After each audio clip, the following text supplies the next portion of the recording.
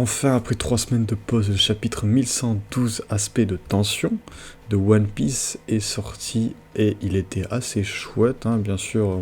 Bon, je m'attendais à un truc plus explosif, mais fallait un peu se calmer. Encore que il s'est passé pas mal de choses, mais bref, avant d'en parler, l'abonnement, le like, ça ferait plaisir, et le partage. Mais on revient à notre chapitre. Alors, on est toujours en plein milieu des guides, hein, en pleine tension, hein, et on voit toujours les 5 doyens qui se déchaînent. Alors, on commence par Nojuro, je crois que c'est le nom, en tout cas celui qui ressemble à un cheval de la mort, hein, qui continue sa poursuite à la recherche de Bonnet et qui est choqué que Vegapunk ait donné autant de pouvoir à une gamine de 12 ans, hein, parce que Bonnet n'a que 12 ans, il faut pas l'oublier. Mais bref, d'ailleurs, transition toute faite, on voit Franky et Bonnet affronter des vice-amiraux et continuer de fuir, hein, et ils s'en sortent plutôt bien. On voit un peu de punch de Franky, ça fait plaisir. Pendant ce temps, on a aussi Stella et l'un des 5 doyens. Alors je connais pas tous les noms des 5 doyens dans l'ordre, donc on va dire l'un des 5 doyens, celui qui ressemble à un oiseau, en plus je sais plus lequel c'était, qui cherche d'où vient le message laissé par Vegapunk, car oui, Vegapunk voulait faire une grosse révélation. Et d'ailleurs, on entend en fond Vegapunk parler du café qui est trop chaud, enfin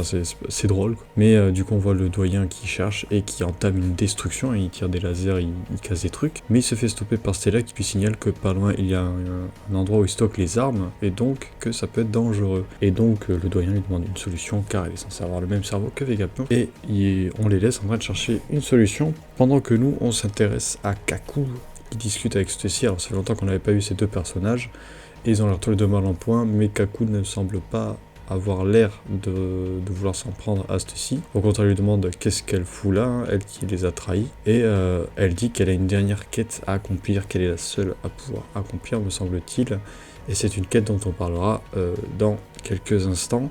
Mais d'abord, qu'en est-il des autres, hein, de Nami, Robin, Usopp, Chopper et Brook? Je pense que j'en ai oublié aucun. Ils sont en train de discuter avec Edison, ils sont toujours au bateau. Et c'est là du coup qu'ils apprennent que Stussy a comme rôle de désactiver le bouclier et de leur permettre de fuir. Donc malheureusement, elle va devoir rester, hein. Il faut qu'il y en ait un qui reste. Ils évoquent également le fait qu'ils ne vont pas pouvoir déplacer le navire s'il n'y a pas le Punk 01, donc ils vont utiliser le coup de burst du bateau, hein. Et suite à ces informations que Edison, alors j'ai pas trop compris pourquoi, mais décide de foncer sur la barrière pour l'endommager. Bon, je croyais que ceci allait désactiver la totalité de la barrière, mais apparemment c'était nécessaire, donc clip Edison, mais voilà, ciao.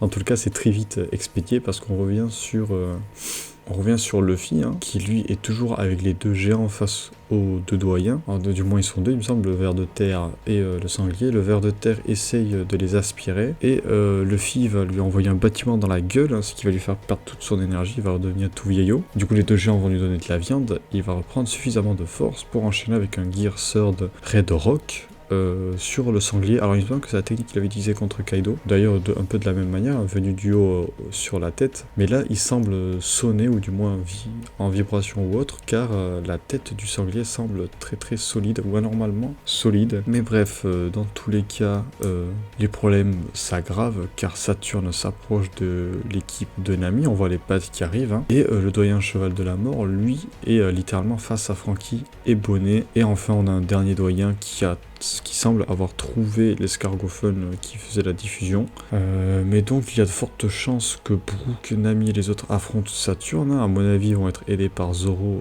et Jinbei qui vont arriver, hein, parce qu'ils les attendent toujours. Tandis que Franky et Bonnet, eux, seront sans doute aidés par Sanji, hein. Je verrai bien Sanji les aider. Ou alors Luffy, hein, qui lui aussi est en fuite. Donc au passage il les aiderait peut-être, voire les deux, Luffy et Sanji, vu qu'ils se sont alliés au début du combat. Ça serait marrant de les revoir s'allier, hein. Ou alors Luffy et les gens s'occuperont peut-être du doyen qui tente d'arrêter la diffusion. Bref, on a des combats qui semblent se mettre en place.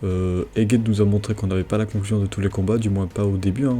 Quand on a vu Luffy contre Kizaru, on n'a pas eu la conclusion directe. Voire là, la conclusion qu'on a, c'est une semi-conclusion. Mais dans tous les cas, les combats semblent se mettre en place. Est-ce qu'on les aura en entier? On ne sait pas. Mais en tout cas, heureux de voir One Piece revenir, hein. Doucement mais sûrement, et hâte de voir le prochain chapitre. En attendant, moi je vous dis à la semaine prochaine pour de nouvelles vidéos.